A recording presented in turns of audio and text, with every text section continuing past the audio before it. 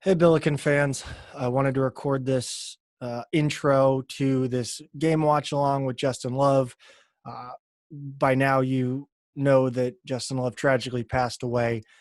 I recorded this with him 2 weeks before his passing, and I really just wanted to put in this intro to, say that this is, I started these watch alongs in this podcast because I wanted to provide a place for Billiken, greats to come and tell their stories, to cement their experiences, out on the internet, and make sure that their stories are told.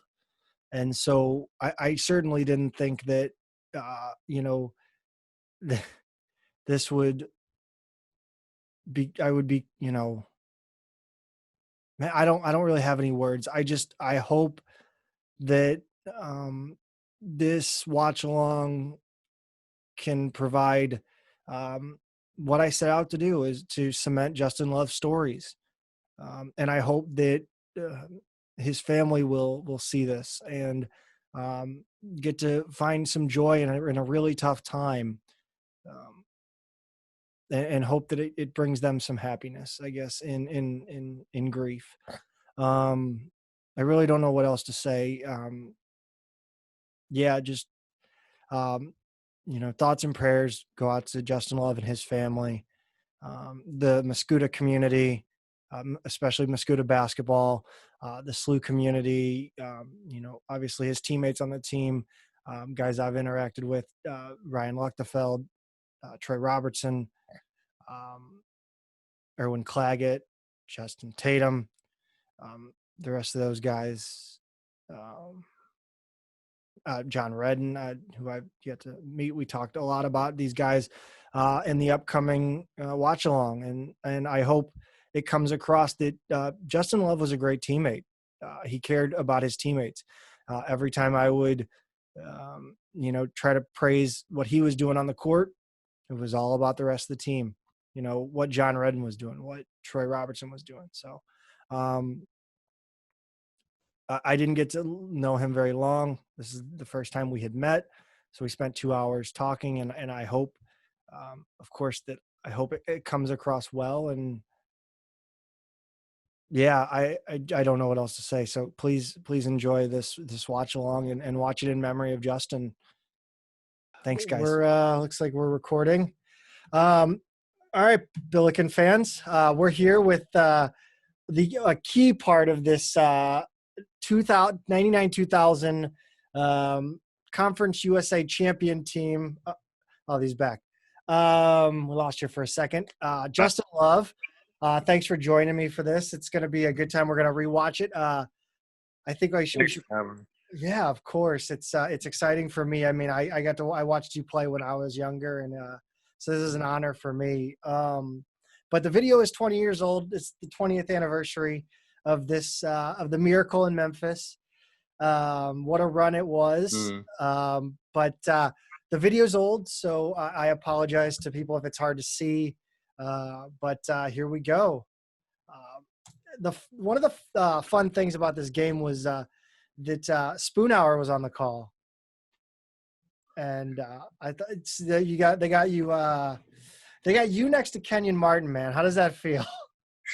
Kind of mismatched, but I think that they, had to talk about someone. So he was definitely deserving of the number one pick that year, and me not as much. Well, I mean, your careers are almost kind of linked forever from what we will see here in the first 4 minutes of the game. Right. But yeah, it's funny looking at, seeing Spoon fresh off his coaching career. He's still rocking the turtleneck, but has a blazer on, So what you guys, they'll show it early in the broadcast, but you guys are coming off a win against Southern Miss, and they talk about it early in the broadcast. How are you guys feeling coming off that game going into this one, considering, you guys played them on their senior night, and it was not much of a contest. Yeah, no, I mean, that's fresh in your mind. And, of course, our coach at the time, Lorenzo Romar, made it a point. And we knew once the bracket kind of came out as far as, like, the conference championship that we would have to go through Cincinnati. And that our mind was kind of made up that, like we couldn't go down like we did on their senior night. And I think we lost by about 40 points to them on their senior night. So I think that this is what Cinderellas are kind of like all about. It was a trap game for them for sure. Yeah, I know that the crowd there was insanely pro Cincinnati. I think there was maybe only 25 Billiken fans in the stands. I think that's my favorite iteration of the Billiken mascot. I don't know why. I'm talking about the suit in general, but this was at the Pyramid in Memphis. What do you remember about the Pyramid?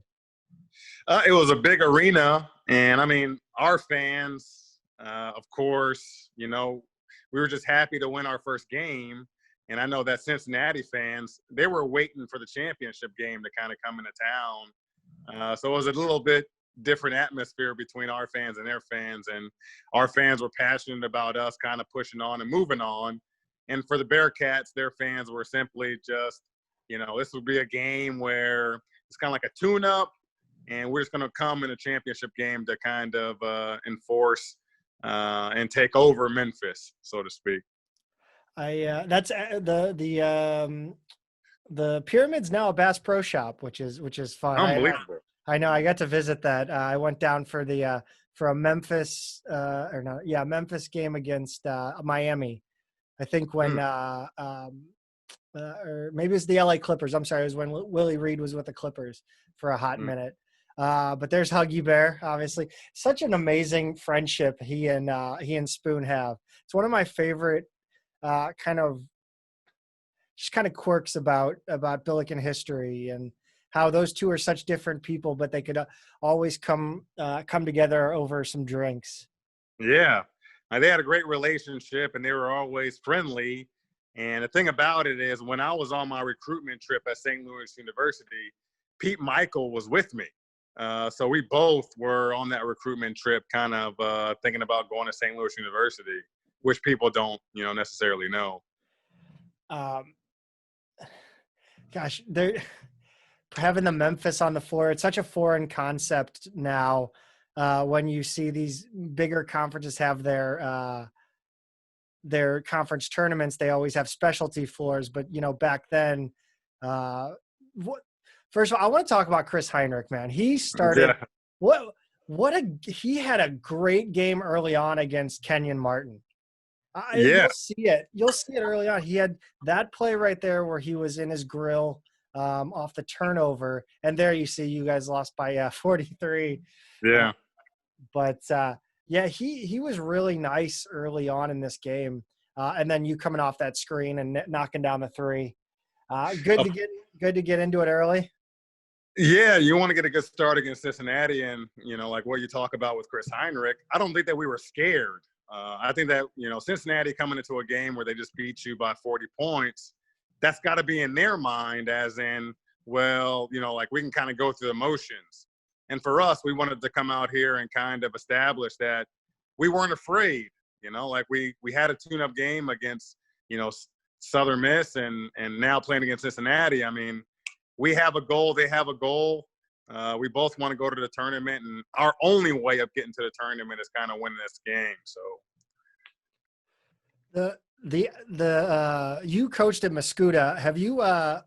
Have your players seen pictures of you in these uniforms and how big the uniforms were back then? Yeah, no, I don't talk a whole lot to my guys about my time at St. Louis University.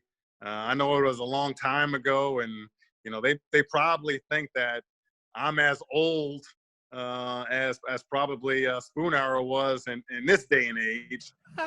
So they just think that it's a different time and a different place. But yeah, I mean the style has definitely changed from back then to where it is now. Our guys wear shorts and they roll them 3 or 4 times to make them even smaller. So it definitely is different. I wondered as I'm watching, and you see the Cincinnati uniforms, they have the big shoulders, and I was wondering how much the elbows being thrown in the post right now. But I Yeah. wondered how much the style was influenced by. Oh, this is a great pass. Oh, I love that play. That's one of my Yeah. favorite plays from this game. But how much the style was influenced by the And One mixtape tour, because that came out in '98. Yeah, everything was baggy. You didn't want anything tight, and you felt like you played a little bit better. And If things were. here's the info. I'll cut you off there. I forgot to even pay attention, but tell me what's going on here. They ran a lot of these screens through that foul line. I didn't even, to be honest with you, and I didn't even know that it was even me. I think that I was just so focused in my responsibility and what my job was in this game. Of course, they have DeMar Johnson and Kenny Satterfield. Those were the guards that were playing. That you're just trying to get through screens so you don't give guys open looks. And it wasn't until after the game that I realized that it was actually me being the one that actually injured him. I even going through the pre-draft workouts, I got a chance to talk to Kenyon afterwards, and like he just said, it was a freak accident. It wasn't anything that he kind of like blamed me for, but it was just like one of those things that happened. Yeah. Was there anything you remember specifically about kind of everything goes quiet? I mean, you could hear a pin drop in that place, even on the video. Anything you remember being said? Huggins, Kenyon? It was, I mean, like you said, I mean, you can't imagine playing in the basketball game and then like the air gets released from the arena, and then it goes from, okay, somebody's hurt, to realizing that it's actually Kenyon Martin is the guy that's hurt. And you just kind of like get this confidence that like I hate for it to happen to the person that it happened to, but then you quickly kind of rebound and you just kind of like think of, man, well, maybe the stars aligned, and if we continue to play well, that we have a chance in this game now. So I think it's very, very difficult to go through an injury with any player, and then to kind of like get refocused and understand that there is a game to be played. And, like I think everybody on the court is pretty competitive. You hope the best for him, and you hope that it's a sprained ankle. You really don't know what's going on. But I think that with us, it was just like one of those things where, okay, we're winning at the time. We want to make sure that we kind of like hold the momentum and continue on. What did Loro say in the huddle? No, I mean, he's just reminding us to continue to play hard. Like again, when you have a situation like this, where I mean, the guy's the number 1 pick in the draft. I mean, his impact on college basketball is unbelievable and unmatched by anybody else in this draft class. When a guy like that goes down, you're really, really thinking about just making sure that everybody is focused, and you can see how we came out in that game. You can see how physical we were in this game, and we didn't want to take a step back. We wanted to continue kind of like playing the style that we were playing, and understanding the momentum that we had, and understanding that, man, we still have this goal of going to the NCAA tournament, and winning this game was kind of like a step forward to that. Yeah, you talk about the physicality, and looking back on his career, Heinrich was massively physical guy. I mean, just strong, would push you around. I mean, you got to imagine he's planning on going up against Kenyon, and now he gets Fletcher. I mean, he's got to be kind of brimming with confidence after about that first possession. Well, we don't have small guys. I mean, we got Heinrich, we had Banyak. I mean, we had Justin Tatum. I mean, like our bigs are bigs. Yeah. They're not, like now I think you see more, like bigs who stay on the perimeter and shoot threes, and it's more of a European influenced. 20 years ago, I mean, it was your big's a big. Your big isn't an enforcer. You're big as a guy that rebounds. You're big as a guy that kind of protects you in a way. So Heinrich was a kid that he played extremely hard. And even in practice, he played hard. It wasn't something that he just did for games. It wasn't anything that he could turn off. He was always on in that manner, so to speak. Yeah, it's really tough to watch Kenyon and his parents walk to the locker room. I mean, his mom's clearly in tears, and I mean, just brutal injury, and you just crazy. But I mean, there is a game to be played, and it's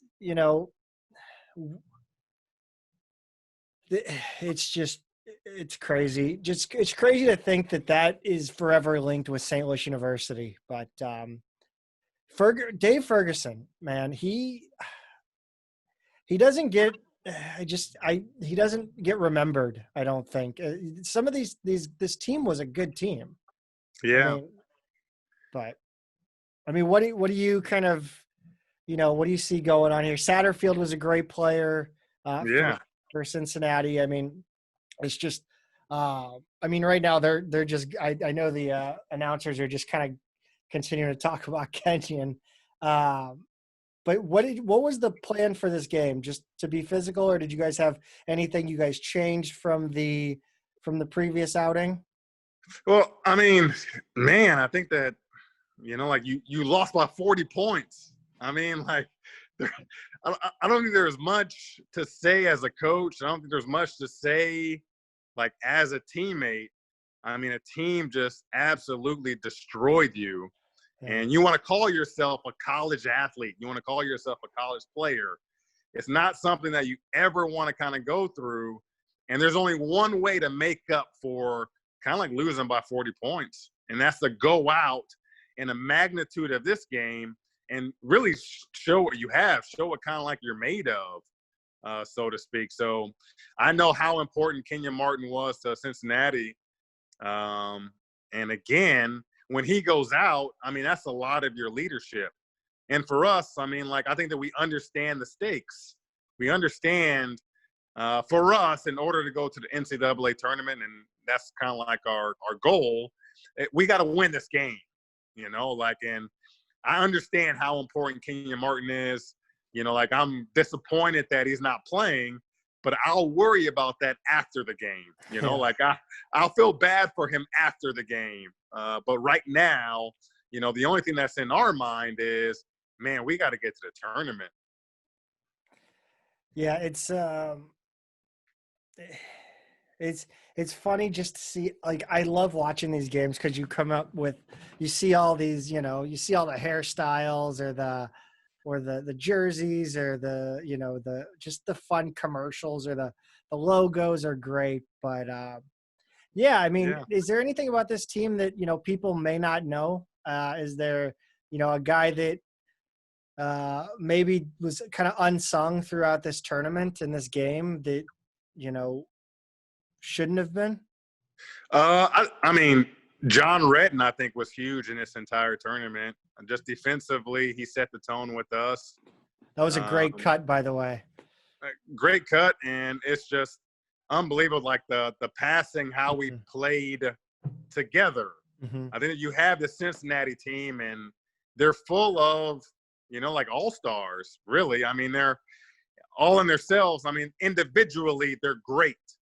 But for us, I think that we really gelled and we came together as a team, and you'll see the teamwork. I mean, you'll see us setting screens. You'll see us making good passes.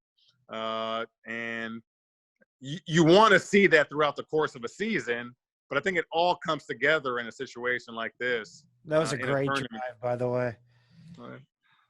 Oh, and then that was you made the steal there. Yeah. It's just Mo Jeffers. He doesn't get. There's a lot of players in this team that. Oh. Yeah. Don't leave Banyak open. Oh. It's such an that two-headed duo in the front court.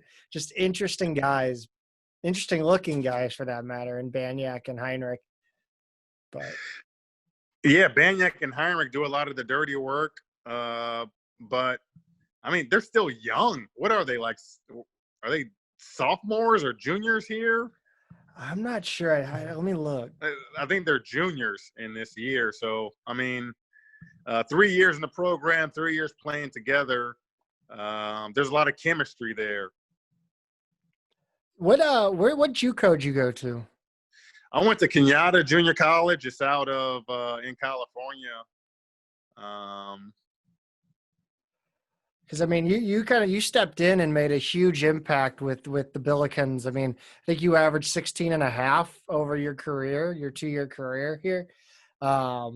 You obviously played a massive role in this. Now that's one of the few real big miscues I think in this game was Mo going backcourt. You don't see that very often when a player goes backcourt like that. Just happens to step. No, you don't. This one that makes me laugh. That Heinrich turn, he turned. the Heimlich maneuver. Oh my God! What Bob Ramsey used to always say. So what would there's a lot of things, a lot of sayings that people used to say, and watching this game, it kind of reminds me of the game. Yeah. I mean, this is probably the second time that I've watched this game, so it is very interesting. I don't know it as well as maybe I should. Just one of those things that happened. Yeah, I started. I started it. I meant to watch it last night, and then I fell asleep. And then I watched about 15 minutes of the game today after when I was eating dinner. But yeah, the tape is not ideal. I went in and edited out as many commercials as I could. It was. But I've been trying to build a little library here of Billiken tapes and online video of old games. So just I think it's, and of course here they're gonna replay this the entire game. But yeah, it's nice to let you guys kind of rewatch some big time games and give your perspective on things. Yeah, this is the number one team in the country. I mean, people forget. I think people always talk about Kenyon, but like they forget that this team was number one. And I didn't remember that. I thought they were just a juggernaut in the conference at the time. But no, this is the number one team in the country. And I mean, I don't know. Back when you're getting recruited, that's like something that you want to be a part of. I mean, this conference was a very, very good conference. Conference USA was kind of stacked. Oh, as far as like the name recognition for the coaches and the players in the conference. So it's a big deal, and to have a conference with the number one team in it, I mean, it's something you want to be a part of. That was a nice little step, a little jab step, and then a three right in the guy's face. Chris Braun came in and gave you guys some decent minutes here. He's not really a big minute guy, but really nice play there. I think it was on Fletcher down on the block right before you made that three. Yeah, well, Chris Braun is a guy. I mean, you talk about like the transition to like European players. Chris Braun was a guy that could step out and shoot threes and just gave us a little bit more versatility as far as spacing the floor. And he had Heinrich and Banyak to battle, like all the time in practice. So he was a good addition to our team. Is that freshman T-Rob there? Who's that? Who is that on the number 10? Is that T-Rob? Troy Rob. Yeah, I thought that was T-Rob. I didn't want to look stupid. Nah, yeah. He's our leader. People don't realize that Troy Robertson was kind of like the voice of our team. Like he kept us in line, and like you want to talk about why we jailed, and a big part of the reason why we jailed was because Troy Robertson could talk to everybody on the team and get them going.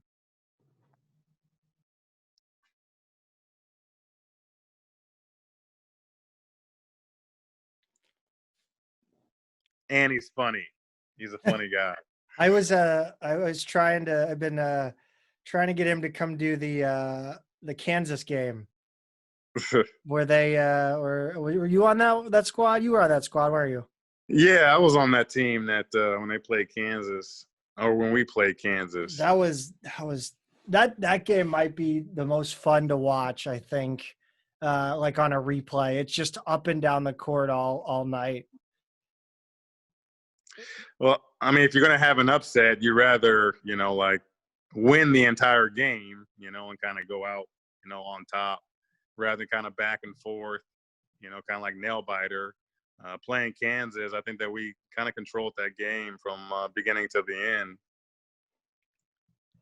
God, those jerseys are hideous, man.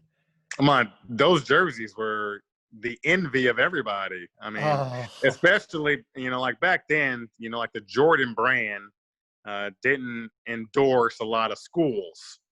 And the Jordan brand was endorsed by, like Cincinnati. I mean, like everybody wanted to, partly go to Cincinnati because they were good, but also because that, like they, were a part of the Jordan brand. that's funny.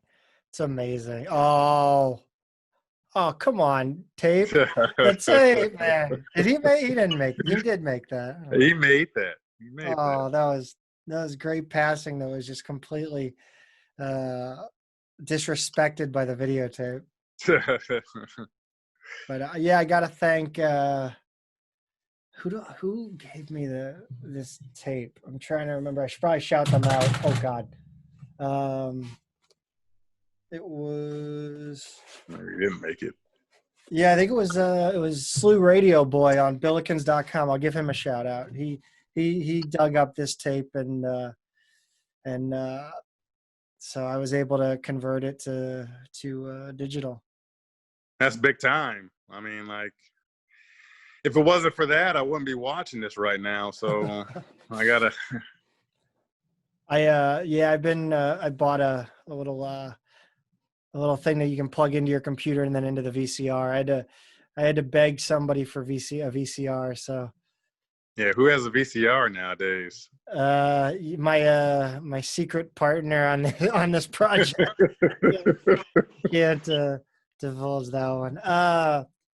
No, I did this live with Anthony Drea, and it didn't go. Like, there were so many technical difficulties. I'm like, I'm not gonna do it live again. There you go. Oh, finish. Yeah, no finish there. No.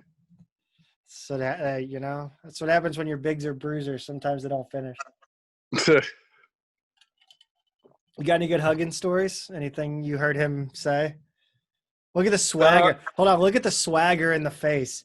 Just like, I own this game right now. That's what that look was. Yeah, I mean, like, it's like blood in the water right now. I mean, Kenya Martin is out, even though we're losing at the time. I mean, you just get a sense that we have the momentum. There's a sense that we're in the game. That was cold-blooded, Redden. Yeah. That was cold-blooded. John Redden was huge this entire tournament, just by, like his presence on the team, and really established himself out there on the court, on the offensive end and on the defensive end, and gave us some like toughness. Is that a black eye? Chris Brown always looked like he had like a black eye. That's our team. I mean, like, we're a blue collar team. We're not, like, there's nothing athletic about us at all. I don't know. That drive to the hoop earlier looked pretty athletic. No, there's nothing athletic about any of us. I mean, we're just out here to play basketball, and we're really playing for each other. So I think that's the difference. Yes, T-Rob posting him, playing that post defense. Who'd you hate the most on Cincinnati? Probably Pete Michael. What'd he do to get your goat? Well, again, like, people don't know this, but we were on our recruitment trip together at St. Louis University, and like, he just kind of brushed me off. Like, I think that he knew that he was going to go to Cincinnati, and like, I would have liked for him to go to St. Louis University, but just that he just treated that whole trip like he was just big time, just rubbed me the wrong way. So, there's a little bit of incentive in this game for me, more so than what people realize, I guess, so to speak. It's so interesting to hear kind of about the recruiting misses almost as almost it is to hear about the recruiting gets, Right. because I mean Chris Sloan talked about Darius Miles visiting, and he's how funny that was, and just anybody else visit with while you were there that was kind of high profile. When I was at school there at St. Louis University, Mm-hmm. I don't remember anybody like big time, but I know that we brought in, I want to say, Travis Diener, Yeah. and he was talking with a guy who ended up going to UCLA, but like they were on the phone saying that like they were ready to come, kind of like a package deal, and having those two guys, and this other kid was a 6'10" center, and if both of those guys came to St. Louis University, then it would have been a big recruiting get for us. Yeah. But they both ended up not coming. You really liked to get that pass at the top of the key and drive the lane, didn't you? Yeah, I mean, there's so much movement in our offense, and I'll be honest with you, I was successful because of like a Heinrich screen or a Banyek screen, or a Justin Tatum screen. I was always coming off of a screen, and when you have guys trailing you, you're always gonna like have it maybe a little bit easier path, knowing that those guys were going to set a good one for you. Did you guys party hard when you got back to campus after taking the tournament? I don't remember really partying hard. I don't know. It's kind of stressful because like right after this, like 4 or 5 days that we were in Memphis, like we flew home, and right away we had like the announcement of like who we were going to play in the tournament. So like we flew home, like everybody was there on Sunday for Selection Sunday and said that we're going to play Utah. So it was, like back to business, really. I mean, we celebrated, but we knew that we wanted more. So we were happy, of course, after the game and things like that. And, we were happy to be around each other, but there wasn't anything, too much getting out of hand. Tatum's in the game here. What do you remember most about playing with Justin? He was an enforcer, man. I mean, like, he's really an undersized big, but man, I mean, like, he always got a shot off, and he was just so long. Like, his wingspan is ridiculous. He's probably just 6'4", and he's battling, like 6'6" guys, 6'7" guys. He's so strong, a physical player, a great rebounder, and he has kind of like an underrated, like he could dribble. I think that's what people really don't realize is, like, I know that he's like a bigger guy, but when we would have open gyms and practices, like he was fine holding the ball. He was fine, bringing the ball up the court. He was kind of like Draymond Green before Draymond Green. Do you remember? What did you do? Do you remember having Jason on campus? Yeah, I remember him. Like him being in the locker room after games and things like that. Like it was kind of weird to see him, be the player that he is today. But I remember after games, him being in the locker room and being around the guys during practice.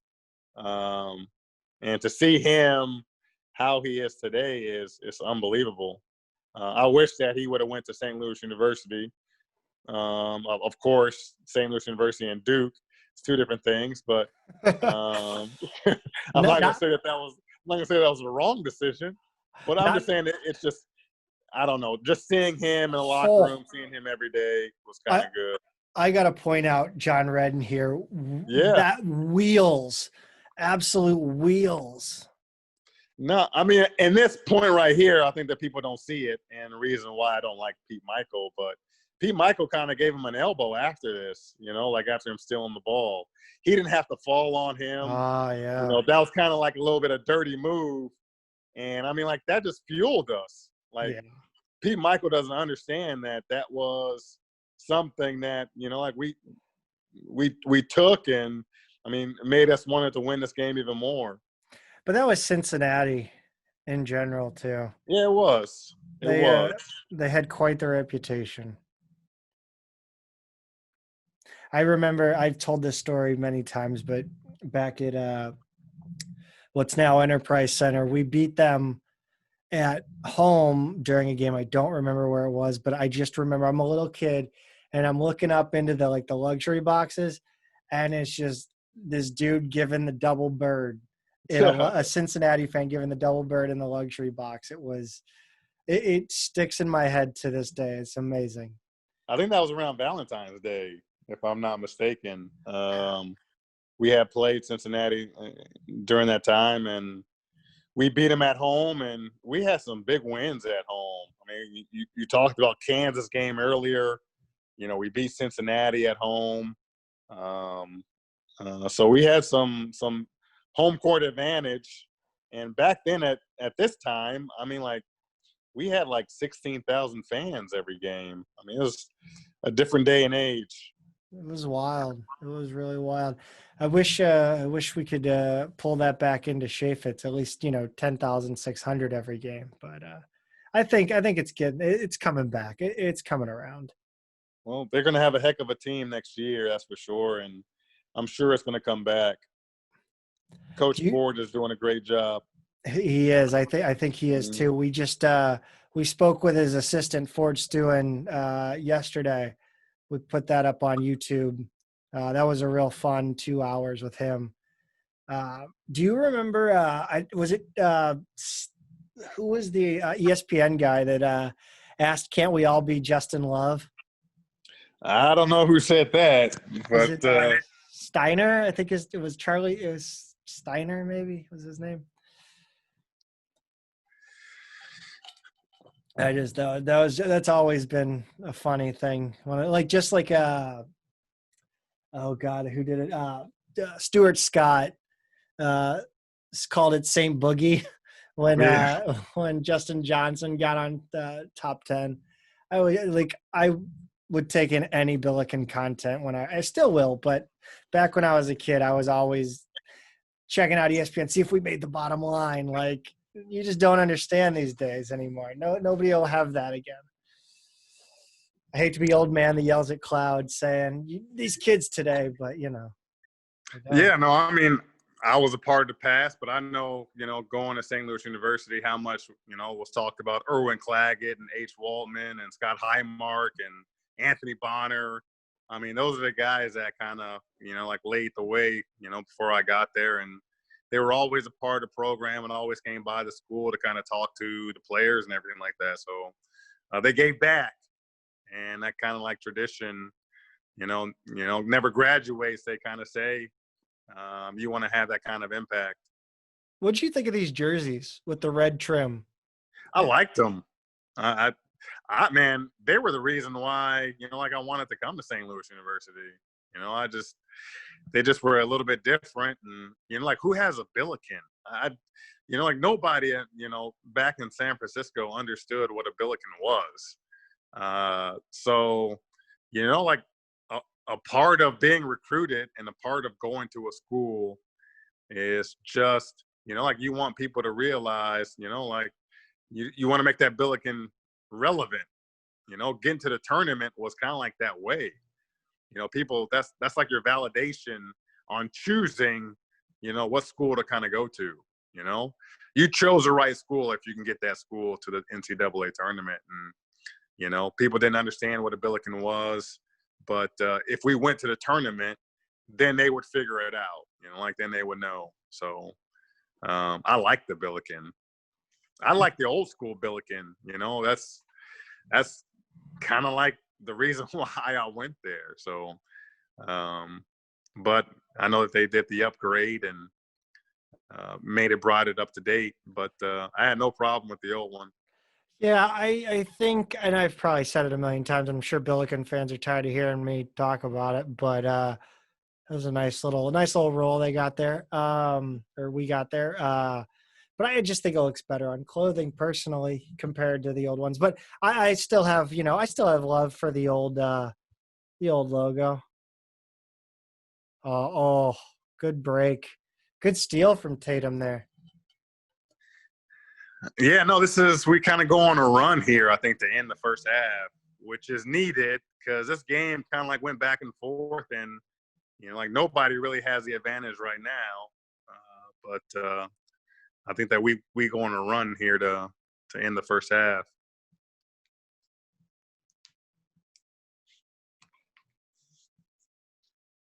Oh, I think I looked up his free throw shooting. It wasn't very good. It was very bad, but we still love him. We still love him. Yes, we do. But I guess we can't really. I mean, when we're recording this in 2020, or 2020, the Billikens don't shoot well either. So 8.9 and 6.4 is a nice little stat line there. Yeah, it is. Yeah, it is. Especially coming off the bench. He was valuable for us in this tournament. I mean, he had a huge tournament. Just how active he was and rebounding and, just his communication defensively was very, very well. Was Cincinnati your favorite team to play in Conference USA? I think so. Them and Louisville. I think that us and Louisville always had battles. DePaul, my senior year. Was, great outlet. Get up, Justin. We don't have an athletic team, but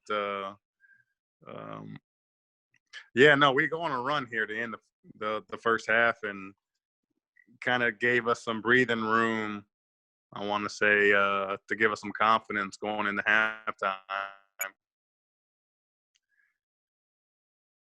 Did you have many dunks in your career other than that one, or were you more were you a below the rim type of guy? I think my senior year I had some dunks, I want to say, if I could remember. Like your memory always goes when you get a little bit older. Could pass by Tat. That was a Rodman pass. Yeah, that was a great outlet. Keep it above your head and get rid of it. Yeah, I think I was kind of tired waiting for somebody to kind of chase me down on that. So, but eventually I got there. It wasn't like John Redden attacking a loose ball. No, John Redden has some speed. For me, I'm a little bit slower than John Redden, so I was just waiting for someone to come from behind and put me into the front row. What part of your game did you take the most pride in? I think my rebounding. I don't know. I'm kind of a little guy, and I wasn't really known as a defensive player. Maybe not, let's say, in college, more of like a shooter. But I think the one thing that I took pride in is just trying to rebound as a guard. That you can definitely appreciate Goodwin nowadays, right? Yeah. No, I mean, Goodwin, he's a rare cat. There's not a lot of guys that are like him in college that just is a do-it-all player. He's a point guard. He's a shooting guard. Like he can play, kind of like position 4 if you need him to. And he's such a good leader on the floor. So he's a rare guy. He's kind of hard to replace. And I know when he goes off the floor, things kind of, are kind of hit and miss. But when he's on the floor, as a coach, you just feel a little bit more confident about, what you're doing. We just saw a charge, and that reminds me, of course, is that there was no restricted area in this. No, you didn't want to take charges. I think that sometimes you can kind of fake a charge here or there, but with no restricted zone, I mean, you're giving up your life basically. Ferguson get the wind knocked out of him here by that knee. Is that what that was? Oh yeah. Oh yeah.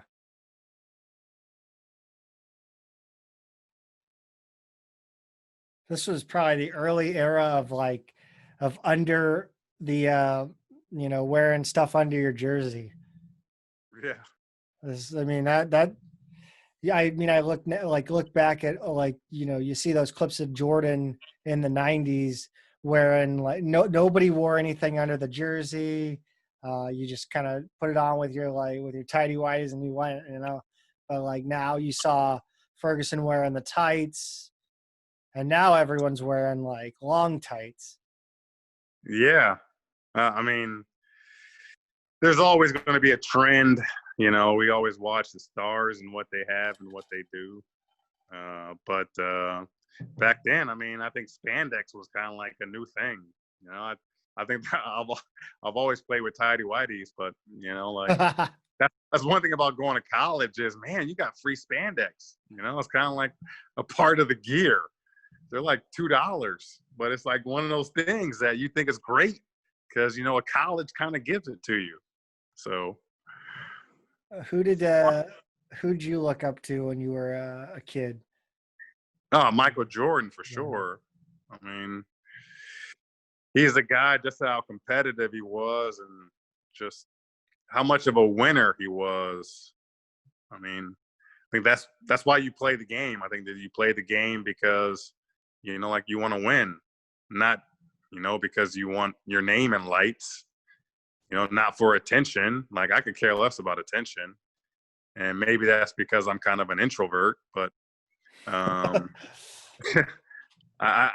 think that like my goal in coming to St. Louis University was, like I'm thankful that they gave me a scholarship.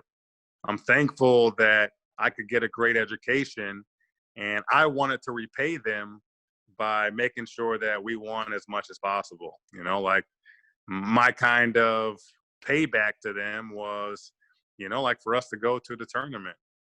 Yeah, that was a great defensive stand by you guys there at the end.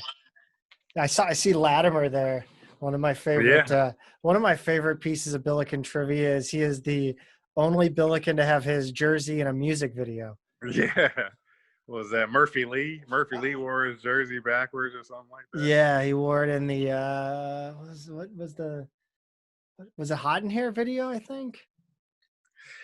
I remember that. And back then, like nobody even knew who Nelly was. So it was like, and that's what's crazy about it is like we both were, kind of like at our high point. Well, I mean, Nelly went on to, like be Nelly. But well, for us, I mean, like, I think that was our highlight was, like we played games, we won games, and then like we played Nelly after the game. Yeah. Like that was our highlight, St. Louis. I mean, we wanted to represent St. Louis the best way that we could. And like at that time, I mean, it was Nelly. Nobody else knew who he was. So did he ever drop by? Did he ever? I think he did a concert at St. Louis University, and that's how he got the jersey. But I think he did a concert there at St. Louis University when he was coming out. And I know some players on the team knew about him or knew who he was. But, man, he was hot. He was hot. I mean, that was like his hate coming out party. He was huge. What's Romar saying in the locker room here? You're up, what, 2 or 4?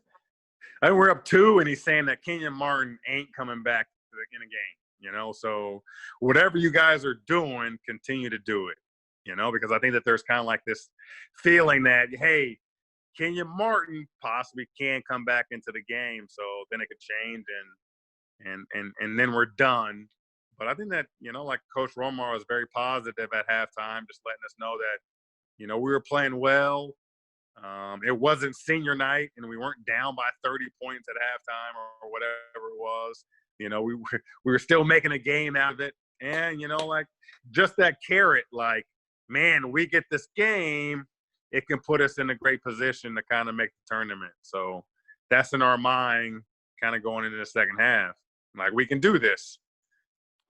What was the crowd like during this game? I know there was not that many, Billiken fans in attendance, but I know Spoonhour mentioned at the top of the broadcast. He says, there's everybody in here that's not a Cincinnati fan is going to be rooting for the Billikens. Is that the vibe you got? I mean, towards in the second half, I think that it was kind of like more prevalent. I don't think that we were like the late game in this game. I think that there was another team playing after us. So like their fans were kind of like rooting us on because they're like, Billikens, I mean, we can beat them, So it was like, yeah, beat Cincinnati. Like you're no threat of winning the conference championship, So, I mean, like, yeah, everybody wanted us to beat Cincinnati. Nobody believed that they could beat Cincinnati. And I know that's kind of like hard to believe, even though you say that this is kind of like the number one team in the country. Like, they were the number one team in the country. They didn't lose. And if we beat them, like it opened the door for someone else making the tournament and opened up for someone else to kind of root for. So, yeah, a lot of people were rooting for us to beat Cincinnati. But I still don't think that anybody thought that we're going to win the tournament. Like, they just wanted us to beat Cincinnati. They weren't really, like fans of ours. Right. It was just for this game. The fans were bound by hate, not love. Yeah, I mean, like, don't you always want to see that? I mean, yes. Like, you always want to see like the best team lose. I think it's just like human nature. The Schadenfreude factor is strong. Yeah, I mean, like, they want to see the best team lose. They want to be there to see the best team lose. I think that's even better than knowing that the best team lost. But they were in Memphis and they were rooting and they saw it firsthand that Cincinnati kind of like went down. So I think that's something that you'll always remember. You still see it today too, where you'll see, everybody's rooting for a team to lose, but then they complain when like the NBA finals isn't, LeBron and whoever he's on versus, whoever the second best team is. They'll complain, but like, or the Final Four isn't one seeds, then they'll complain, but they root for it earlier, and you're like, make up your mind here. Yeah. No, I mean, like, Toronto won the championship, but, like, who was really rooting for Toronto to win the NBA championship? Like, nobody really wanted that. They just thought it was, like, good that, LeBron didn't win, or it was good that the Warriors got beat. But, I mean, nobody really saw and was like, yeah, all right. Even in Toronto, they were like, well, are we happy that we actually won? I mean, like, is this really something? So, yeah, I mean, it's just something that you want to be a part of. I mean, there's always things you want to go to a game and see kind of like the unbelievable happen. And this was kind of like we were getting fans, not because they thought that we were a good team, but they just wanted to see the unbelievable happen. Right. Do you got you got a good Romar story? You got a good one of your favorite ones? I think like maybe it's a little bit more personal than like other stories, but like Romar kind of gave it to us after we lost on senior night. We lost by 40 points. We didn't show up, and after the game, Romar was like, "Man, you guys gotta like show some balls." You know what I mean? Like that was kind of like his deal. So like after this game and right after the game, we're about to get interviewed. Like I told Romar, man, can I have my balls back? Like oh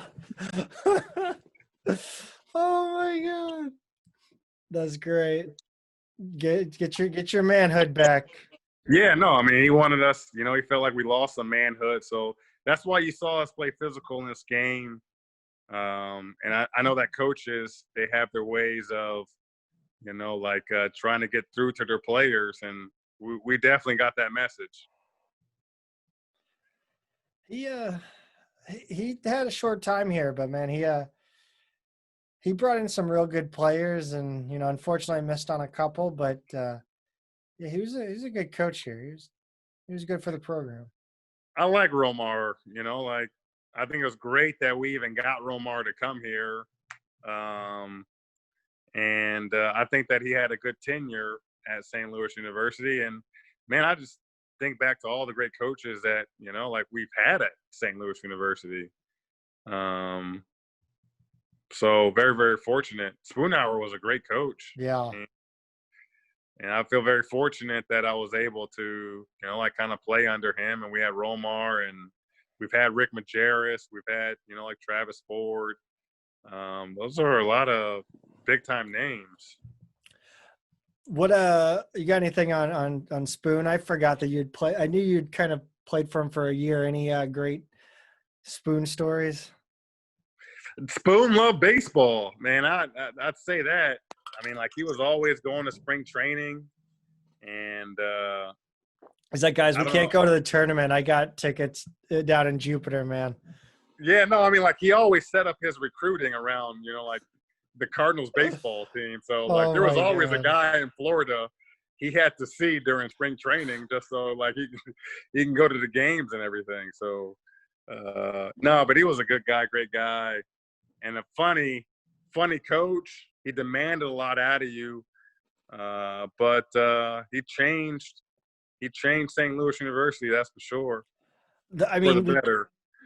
yeah, he did that. God, the ball movement can't really be emphasized enough in this game. I mean, Cincinnati's playing high pressure, trapping defense, and you guys are just picking it apart. Yeah, I mean, like we don't have like a star, No. like so. I mean, like we're moving the ball around. There's no like isolation basketball that you see kind of like today. Guys are cutting, guys are moving. It's kind of like real basketball, like you have to be. It's like high IQ basketball. It's not like okay, give me the ball, and I'm going to take a tough shot and like make a shot. It's as actually you as passing and cutting.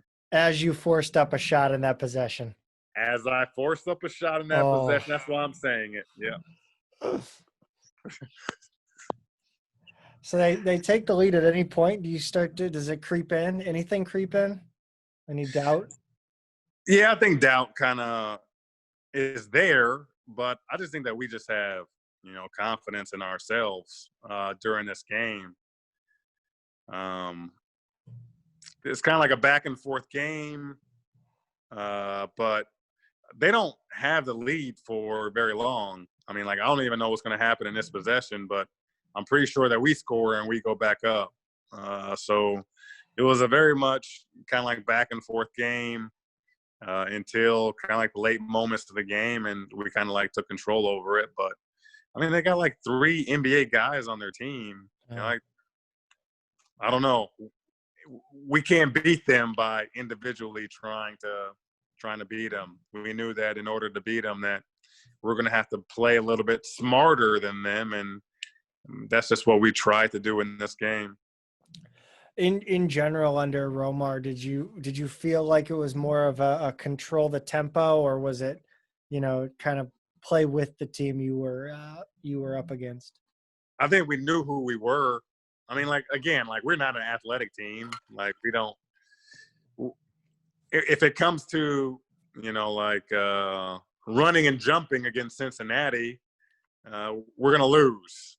But we kind of understood that if we moved the ball from side to side, if we took good shots, if we made free throws, we had a chance. Like we wanted them to come off of screens, and if we set good screens and if we rebounded the basketball, then we had a good opportunity to win the game. But getting into a fast break, game wasn't going to work against Cincinnati.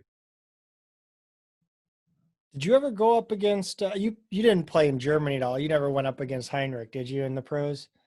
I didn't play against Heinrich in Germany, but I did go and play in Germany. I went to Ludwigsburg for a year and played there and had a great time. Loved Germany. UNC Charlotte, Louisville. That's just I love the graphics too. Just the old school ESPN graphics. It brings back a lot of mornings sitting in front of the TV watching Sports Center. Yeah, we've come a long way with the graphics, just like we've come a long way with the uniforms. And I think that's the last time I saw Huggins in a suit. Now he just wears like windbreakers when he coaches. So his Cincinnati days are behind him too. And that suit is hideous. Maybe that's why he changed. Look at the collar on that thing. No tie. Oh. Yeah, I don't. Yeah, I mean that came back for a minute. The no tie buttoned all the way up. Yeah, no, this is trends. Like definitely different. Brian McKnight, special Brian guest. McKnight. Wow, yeah, man. What's better than the game than to have Brian McKnight at the Louisville Palace box office? Get your tickets. 40-36 going into 5 minutes into the second half. It's trouble. Good time to call a timeout. Trouble for the Billikens. Trouble brewing. Can they come back? Oh, look at that Temple, Virginia Tech in the A-10. Yeah, that's wild. That's conference realignment has really thrown everything out of whack, man. Yeah, they tried to make Conference USA a football conference, and we didn't have a football team, so we were kind of like out. It was such a great conference. It was. Oh my gosh. It was.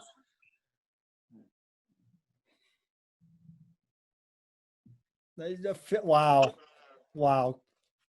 Great first half defense, 38%. And tide is turning because they're got back into the game. Tatum makes a free throw. Sure did. You'd get a sarcastic cheer from Chaffetz if that happened right now. Chaffetz is a great place to play, man. I've been there probably once a year, and always a great atmosphere. What was your favorite thing about SLU that wasn't basketball related? Oh, look at this! You got fouled. Yeah, but they're not calling that. No. Talk about making Conference USA a football conference. Yeah. It's a physical conference. I mean, back in the day, like referees kind of like let you play.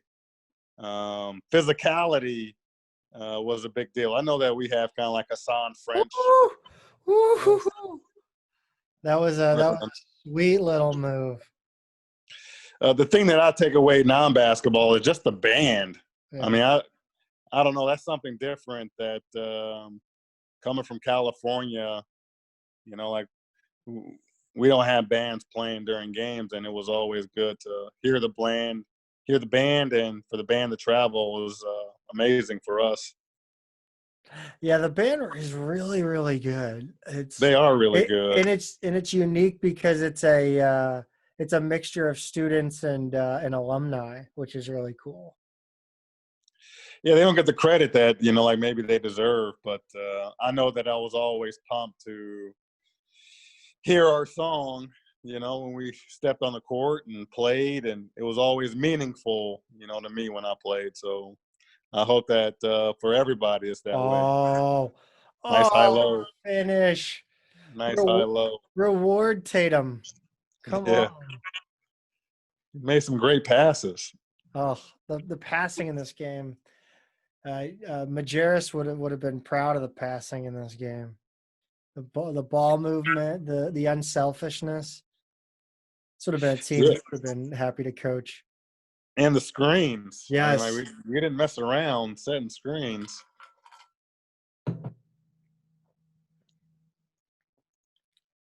Yeah, I marvel at I mean, I know he had help being having German citizenship, but man, talk about long European careers.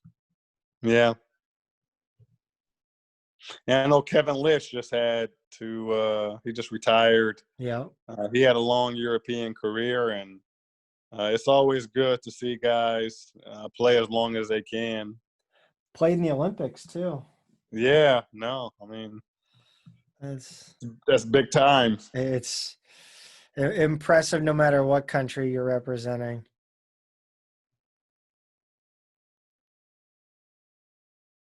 There you go. Force some turnovers here, boys. Let's Great go. defense. Great defense. Huggins yelling. It really was true that him and his players would just yell at each other, right? Yeah, no, I mean it was. Oh, yes. Yes. A little layoff. Little layoff. Bills are running. Let's go. Yeah, half court defense was kind of like the staple of our team. I mean, we did a Ooh. good job, getting ball pressure. I saw a moving screen there. As I say that, we give up a three, but That's all right. It was a moving screen. Moving yeah. screen. No. Gosh. I mean, again, going back to the setup of this court and the cheap signage compared to everything being LED now, and it's funny. There it is. Redden to Mo. Jam And time. that's how you finish. Jam time trademarked Bob Ramsey. Yeah. Don't. God, I do think we have two of the best radio voices in college basketball. I agree. Yeah. Bob Ramsey and Earl Austin Jr. Are great at their job. They really do a good job. And immediately after talking about, like saying the band and how important they are, to still have Bob Ramsey and Earl Austin Jr. is awesome and amazing. They have so much history that they know. Not only are they good at, calling a game, but they're so knowledgeable. Yeah, and they're so Yeah. get hyped, Latimer. Where's Nelly? Oh my Nelly. goodness, that was a nice quick transition. Talk about quick passing and outlets, even off a missed or a made basket. Yeah, I think that we were an underrated passing team. This game's getting hectic. Strap in, Billiken fans. But no, look at the bench over there, man. They're up and they're ready. People don't realize how much it meant to us to win this game. Tell them. Well, I mean, it was. I mean, have you ever, has something ever happened to you and very negative, and then you come back and you can actually get revenge somewhat? So Tatum wanted that lob, didn't he? He did. That would have. I think Latimer might have jumped out of his shoes on the bench if the way he's hyped up. But look at Drew Diener over there in the corner. Drew almost joined the band on that one. Oh, ticky tack. God, this is fun. It's fun seeing all the guys, that. I mean, it's funny because I never remember specific games. I remember going to the arena all the time, but I can never remember specific games. And obviously I was in school during this game. So what's a dog doing? Yeah. There's a story behind this, I'm sure. How was the dog even in there? Oh, wait, you know what this is? This was I think it's a guy that's blind and his friend that announces the game. Ah, gotcha. He tells he calls the game. So I think that's what's going on right now. But yeah, it's funny. These old broadcasts always have something interesting going on with them. And I'll just remind anybody who's already watching this video has probably watched the broadcast that I uploaded with sound. There is, if you want to listen to us, and then there's the other video that's got the broadcast sound. So, but this is, I mean, you guys are buzzing right now. Everyone's locked in. Yeah, I think that we got some momentum right now. Tatum trying to barring the turnover, but bench is happy. Like we're playing with energy, and I mean it is meaningful to play against the number one team. It's weird because again, like I was like, I don't think I realized they're the number one team, because that's not like the big selling point of this game. It's the selling point is it's a conference tournament. You know what I mean? Like if a number one team comes to your building, he's grabbing there you go, make that call. He nearly tore his jersey. Yeah. But again, it's not really the selling point of this game. The selling point is you're trying to win your conference tournament. So it's a different atmosphere, I think. Yeah, I mean, like you have one team, and you have Cincinnati that's kind of conserved their energy because they know that they're going to play, for a conference championship, and they're trying to make sure that guys are rested. They're trying to make sure that we talked about defense there. You see, there it is. Wow. You guys handled Marquette pretty well that season, 38 points. Yeah, I mean their guy was Brian Wardle, and now he's a head coach at Illinois State, I believe.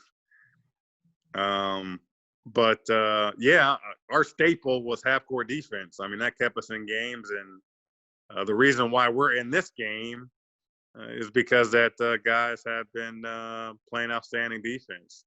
It was what we had. So. What was that? Were these Rawlings jerseys you guys were wearing, or was it Nike then? I think that we had a Nike sponsorship, but our uniforms weren't Nike, and I think that our warm-ups were awful. I don't know what they were, but I knew that I never wore them. That's one thing I guess about being a starter is like I wanted to get out of my warm-ups as soon as possible. Like I just thought that those things were atrocious. Just get them off. I just remember as a kid trying to have. I always wore warm-ups, and like we didn't have warm-ups because CYC, but like you want to be like some people want to be like the pros. I wanted to be like the Billiken side, like rock like a warm-up jacket and pants. My coach would be like, "You're an idiot." I'm like, yeah, no, I didn't like our warm-ups. I love Cincinnati's, because it was like Jordan brand, but no, I mean, it is a thing. I mean, going to college, and you go to college for a specific brand. If you got Reebok or Adidas, or I don't know, or Nike. I mean, like, of course you want to go to the school that has kind of like that relationship with Nike. Yeah, we just talked again with Stu about that, and he, how kids look at the gear they're going to get, and that's how they do pick it. Yeah. Whereas Lorenzo Romar has the worst lapel I've ever seen. I mean, it's worse than Huggins, and Huggins was terrible.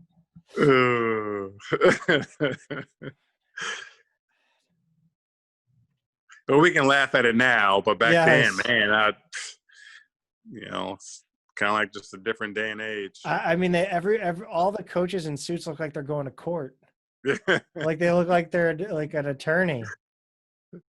It's terrible. Oh my gosh! I loved that look with the sleeveless shirt underneath the jersey. That was my look. I co-opted that look too. Yeah, I like that too. I mean, it was. It's still a look. It's just with a tighter undershirt. Yeah, I mean, now you have like the compression shirts. Mm-hmm. You know, they feel a little bit better than the actual T-shirt. But yeah, They call it that. You can't do that anymore either. He was falling out of bounds. falling out of bounds and calling the timeout. That guy had a tough night, man. He had to go up against Heinrich and Banyak in games where they were playing absolutely outstanding and extremely physical. I wanted no part of that. Heinrich and Banyak were two physical guys down low, and they were kind of like our enforcers. So, and they were motivated. I mean, like, we knew what was at stake in this game for us, and we wanted payback. We wanted payback. And I know that in this conference, everybody looked up to Cincinnati, and you see how much TV time Huggy Bear is getting. Yes. I mean, they show him, everything that happens. So they were kind of like the darlings of the country. He was kind of like a sports reality TV star before reality. Yeah, I mean, everybody wants to hear what he has to say. I mean, he was like the Charles Barkley of coaches. I mean, he would make comments and he would say things, and he could get away with saying things to referees that maybe other coaches couldn't get away with. But it was just because he was just that beloved at Cincinnati. That was a little controversial camera work there. They tried to get a video of Kenyon Martin, and you got assistant coaches throwing hands up, and then the state trooper in there. Yeah, the guy's injured, and he gets a state trooper to make sure that everything is kind of okay. He said, "Oh gosh, who wasn't there recently though in the NCAA tournament? Was it the kid from Auburn that got hurt really bad? I think it was, and he came in on crutches. It was just they made a whole thing about it, but that's what that reminded me of." Yeah, no, I mean, go to the hospital. He did. Know what I mean? I think he did, and then they brought him back. Man, I mean, if you got a broken ankle or leg or something, I'll be honest with you. I love my team. I love my teammates. But, man, I'm going to the hospital. I'll see you guys later.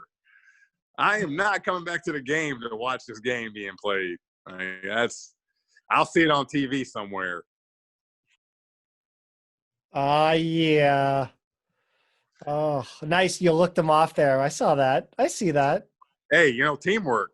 Teamwork. I mean, we're in this game right now, obviously, because of how well we have passed the ball. Oh, I thought you were going to say how well Justin Love played. Nope. How well we have passed the ball. I mean, I've seen Tatum make some great passes. Yes. I've seen Redden make some great passes. I got Troy Robertson out there making some good passes out there. So I think from top to bottom, every player has made some good passes to open up some guys for some easy looks. You've got Chris Braun smacking guys in the face. And I'm okay with that. Okay with that. No, you gotta. Basketball. It's basketball. Pass the ball or do something else. I mean.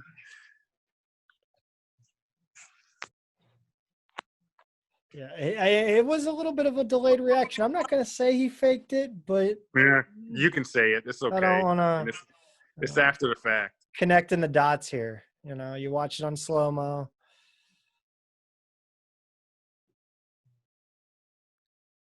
Fight in there.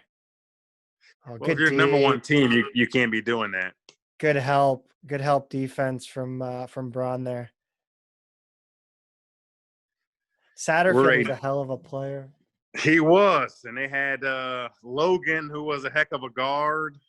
Of course, they had DeMar Johnson, who was a heck of a guard.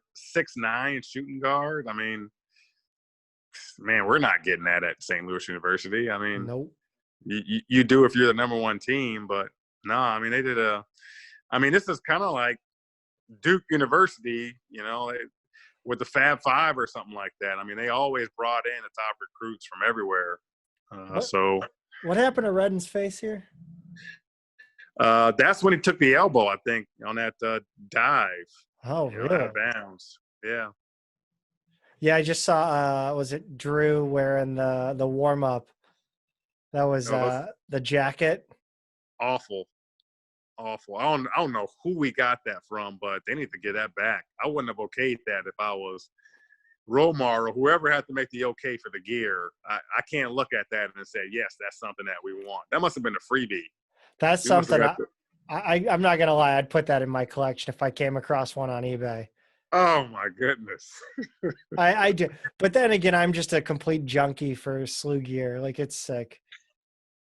I promised myself I wouldn't buy anymore.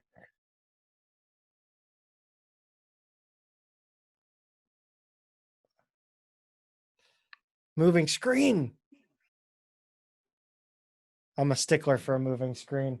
I watched that entire Dayton game this past year and just counted the number of times. Illegal screen, huh? Yes. It's terrible. Oh, man. Those jerseys, man. They look like football jerseys. They're kind of big, but Yes.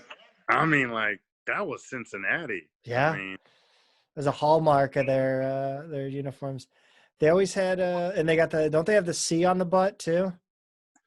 yeah. Which is a interesting thing to put on a men's uh basketball short, but okay, But everybody wanted it. I mean, I love those uniforms. I didn't go to Cincinnati, but Oh, nice when little. they came out to play, Was big Latimer like crowd. your guys' hype man on the bench? Like he was always just pumped. Yeah, I mean, I think you need hype men. I mean, if you want to say how hard we played, I mean, uh, we were, we were playing for our teammates. Yeah. No, you can definitely tell that with the unselfish basketball, the help defense, just the hard nosed running down loose balls. I mean, it's very clear how much you guys cared.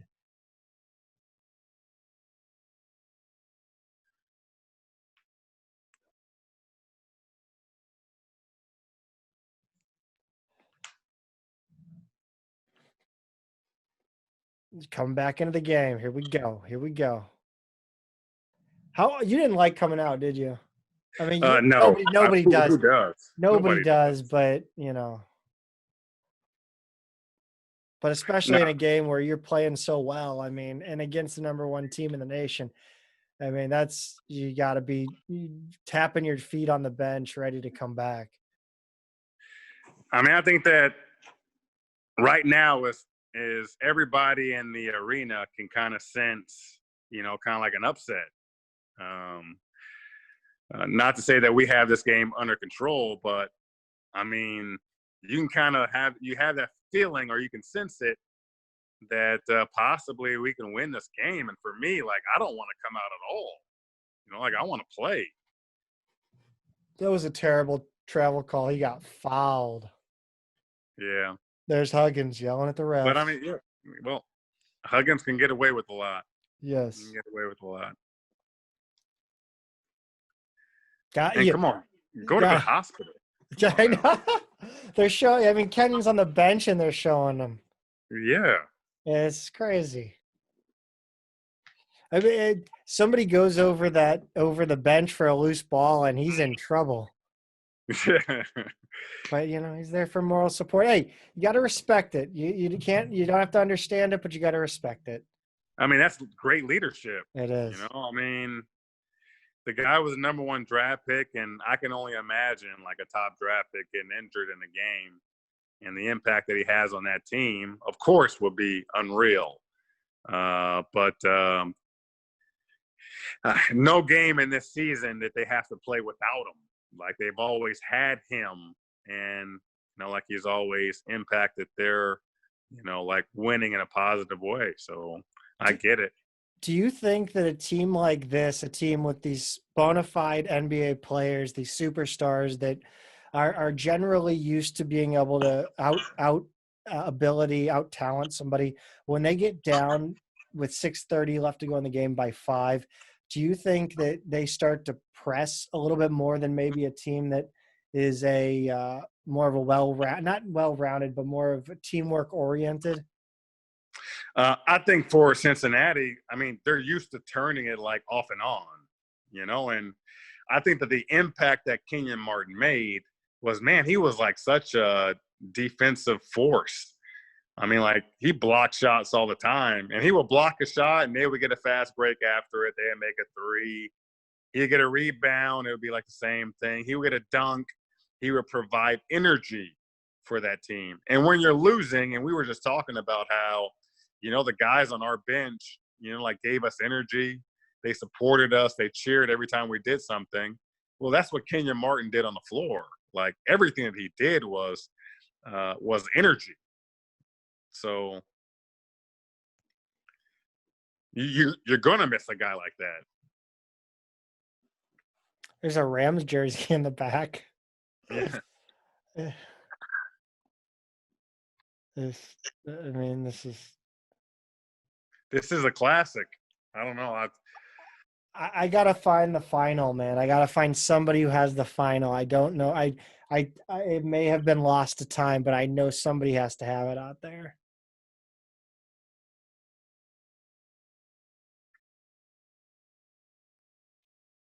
It was against DePaul, right? Yeah, I think that we won this game, and then the next game we played Tulane. And after Tulane, we had to play DePaul.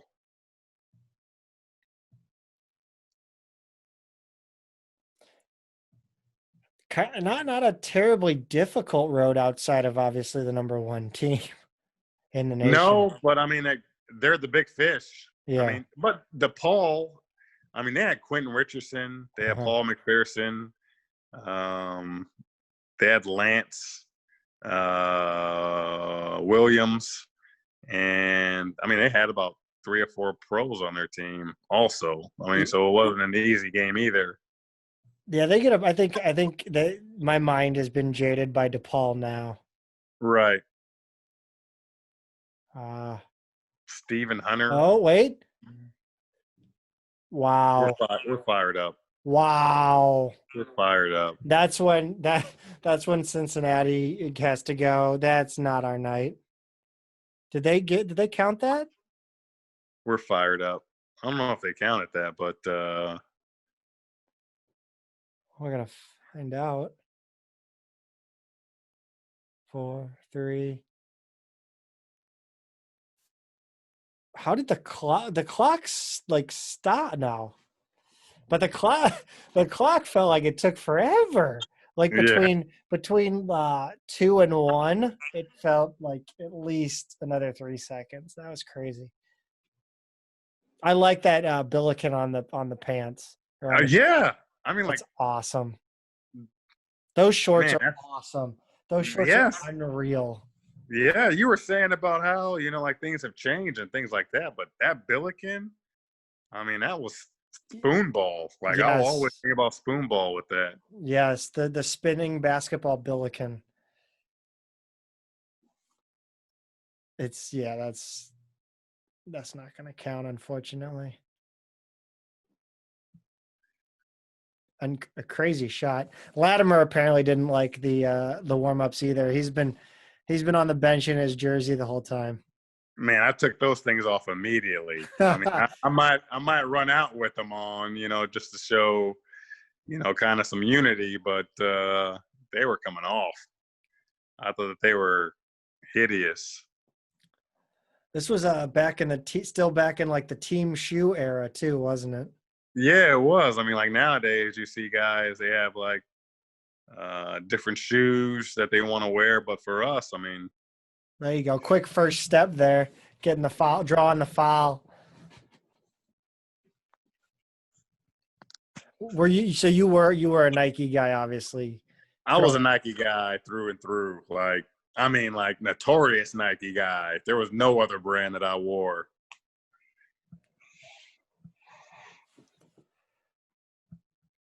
It's amazing how big basketball shoes are just in culture.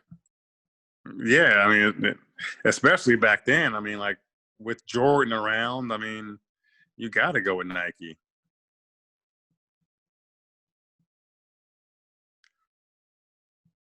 That tie, man. What is that tie, buddy? Step into the line. Ice water in them veins. Well, it's winning time. Oh no. Yeah, I was gonna say when you mentioned Jordan, I mean I grew up, I was a 95 to 2002. It's probably when I was like most formative, but watching sports. I was always a Reggie Miller guy, man. Yeah. I never Jordan never rang true with me, but Reggie was skinny and didn't do crazy athletic things, so he was always my and plus he shared a last name with me, so I had to love him. Nah, but like Nike was our sponsor, and so conference tournament time, like everybody's watching, so they send all their program shoes. Mm-hmm. And of course, Nike doesn't think that we're gonna do anything. Win, so we get like the Barget brand Nikes. Like the other Nike programs get like the line Nikes. They gave us the shoes that like we were only gonna play for one game and then lose. So, What did you guys get anything sick for the tournament? Like I know now they go like they give them like everything new.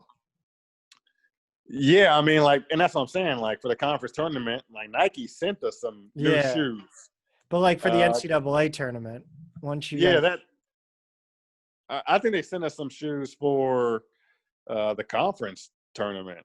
but So you didn't get anything for the NCAA tournament though? I think we did. I think they sent us some. They sent us the shoes that the better Nike program shoes got. So but finally they got theirs for like their conference tournament. They didn't give us our like top of the line Nikes until we made the tournament. Now it's clock. Now it's clock time. Yeah, kind of smell it. Run clock. Take care of the basketball. Is that kind of what Romar's saying? Yeah, of course. We want to milk the clock, take care of the ball, and I mean this is the kind of way. Yeah, I miss that. It's the kind of way we've been playing the entire year, so it wasn't anything new for us. Yeah.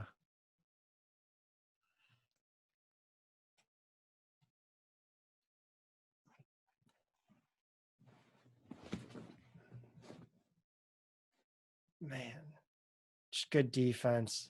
Oh, come on, sir. Sir, that's egregious. No, I mean, you're playing Cincinnati. Yeah. Like, do the referees really want St. Louis University to win? Nah, not really. But go to the hospital, Kenyon. That's all I want to say. Go to the hospital. Every time I see him. Oh, my God. Oh, man.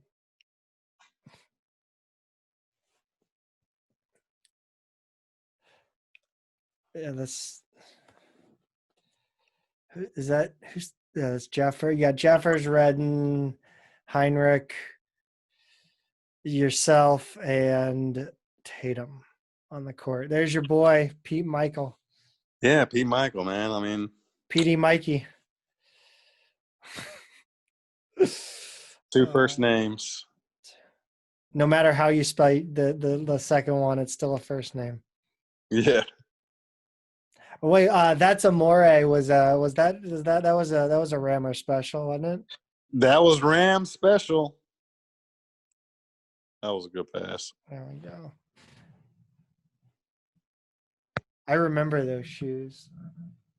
Those the white ones with the blue soles. I don't know why those stuck in my head. Oh my God, look at that jacket. I want it. I want to wear that. I want to wear that to the club on a Friday night. Awful. All the ladies will love it. No, they wouldn't. I don't know, man. What's old is new, man. No, it's not. Retro's in.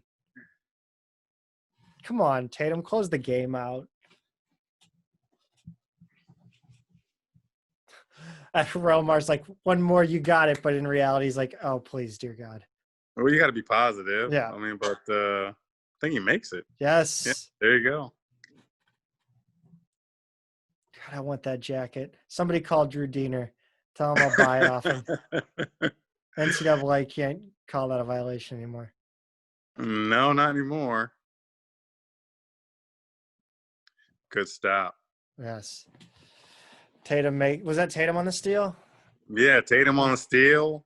Up 4, 2 minutes left to go in the game. I mean, you just take care of the ball right now.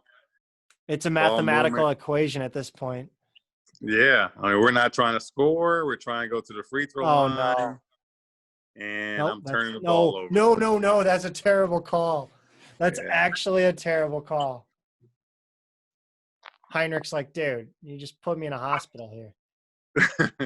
You got me diving on the floor, and I just took an elbow. Look at that lapel. Look at that pointy lapel. What was the call here? They called it off on Heinrich. And not on the Cincinnati guys jumping on his back? Dude, I am advocating for that. I've been advocating for second man in fouls. If a guy dives on the ball first, the guy that jumps on it to get a jump ball should be called for a foul every time. I agree with it. That's a hill I will die on gladly.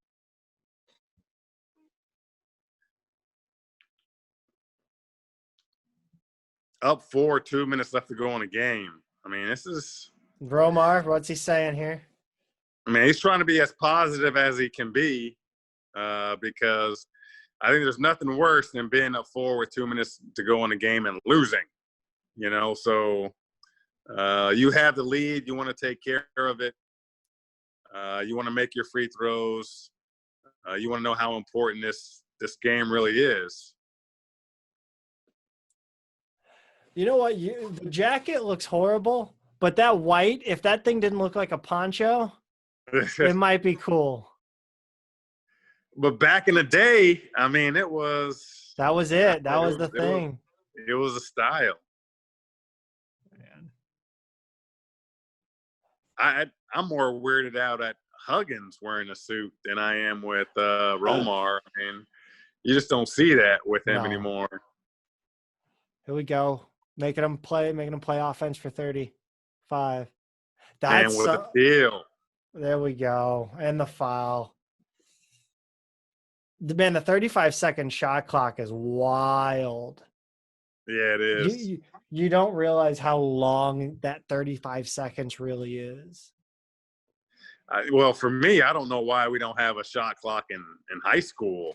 I mean, I'm with you. I think that we need to have it. It makes it, I could pontificate and people don't want to hear it. They hear me enough on the podcast. There you go, Redden. Yeah, Jay Red played huge this entire tournament. Defense, offense, his leadership.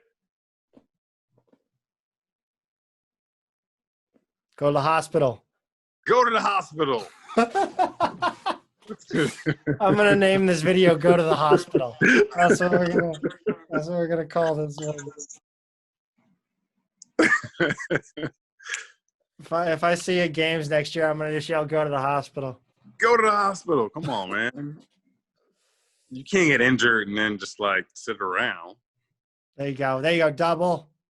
Ooh. Oh. So, go to the hospital. Again. God, he looks so sad. I know big he's time not. Shot, I'm not gonna lie. Double team, shot it with his right hand, and he's left-handed. That was a big time shot, big time moment, and right then, I mean, you give Cincinnati some life. Brings it back to 4. He makes a free throw. It's a 3-point game, 1 possession with a minute left to go in the game. Anything can happen. All right, so clearly, hold on. I'm trying to remember who the actor was, and I was going to ask you, because I was gonna say this person would definitely play Kenyon Martin if this movie was made on this game, but who would play Justin Love? Ooh, I don't know. I was trying to remember who played Cheese Go to the Wagstaff. hospital. I was trying to remember who played Cheese in the Wire. It was who played Cheese in the Wire. I can't remember, but no, terrible, terrible radio or terrible commentary. Oh man, and he's heading to the hospital, and then he comes right back. No, she's. I mean, at that point too, you got to be like, man, is he going to be able to play? You know what I Yeah, mean? Like, no, I mean, like there goes that number one pick money. There goes that. yeah. Was it, I think it was Method Man who played Cheese in the Wire. Method Man would play Kenyon Martin. Who's playing Justin Love in this movie? I don't know. I'll play myself. I don't All know. right. You're still in shape. You can do it. Not really, but we'll take it. Yeah. Oh, whoa. Oh, he just hurt himself there? Is that he just hurt his finger there? Yeah, do we have Justin Tatum going to the free throw line and 3-point game, 1-possession game? Yes, we do. I think he makes both of these. To be honest with you, I'm not gonna lie. I mean, hey, he's got the clutch gene. That's where Jason got the clutch gene. Yeah, no, I mean this is big time. Big time. I mean, if you're not a good free throw shooter, and I mean, this is the time to focus and buckle down and knock down a pair. Amazing how you can do that, right? Yeah, no, I mean, literally, it's big time to be able to do that.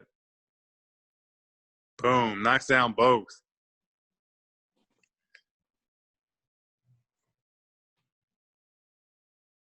Here we go. This one stop and it's over.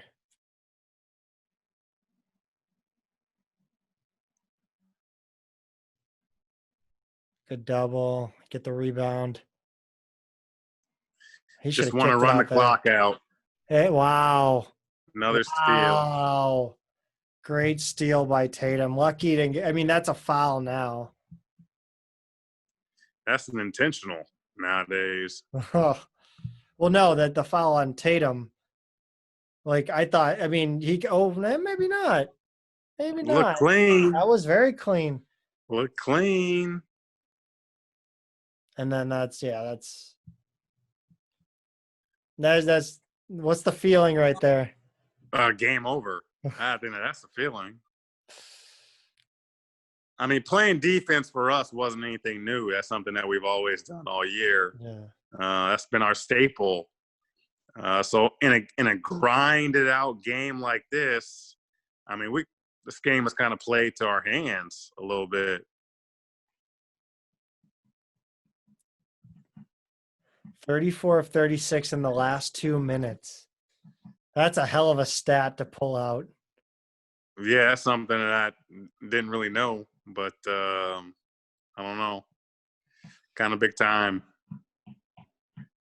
You just got to remind yourself after oh no. You got to remind yourself with 40 seconds to go, you got to play this out. I mean, you got the whole bench going crazy, but you on the court, you still got to buckle down. Yeah, I mean, you can smell it. You understand the magnitude of this game. People don't understand like what this game means to us. They weren't there when we lost by 40 points, like in Cincinnati. But for us, this is like the biggest payback that you can ever do. And I mean, like losing on senior night really doesn't mean anything. I mean, but winning in your conference championship game, you understand that you're one step closer to going to the NCAA tournament. And you just beat the number one team. I mean, Kenyon Martin or not, I mean, like, I can say for the rest of my life that I was a part of a team that beat the number one team in the country. And forever linked knee to knee with Kenyon Martin. And forever linked to Kenyon Martin. And he still went on and had a great NBA career and still went number one. And now he's going to the hospital. He can't even stay finally. for the final buzzer.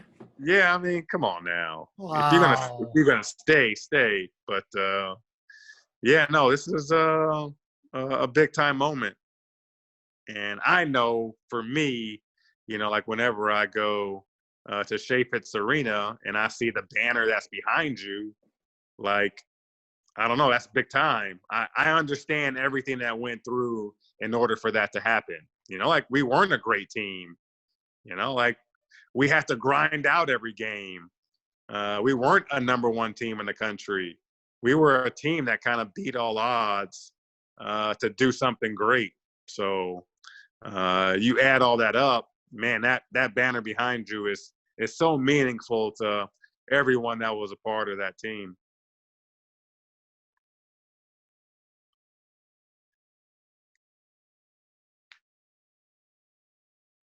Finish it off.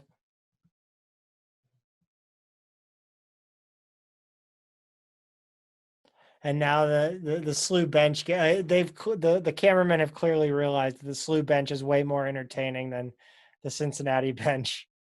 I think they're still going to show Huggy. They're going to show Huggy Bear. Oh yeah. Well, hey man, if is there anything you want to say? Finish us off about the teammates.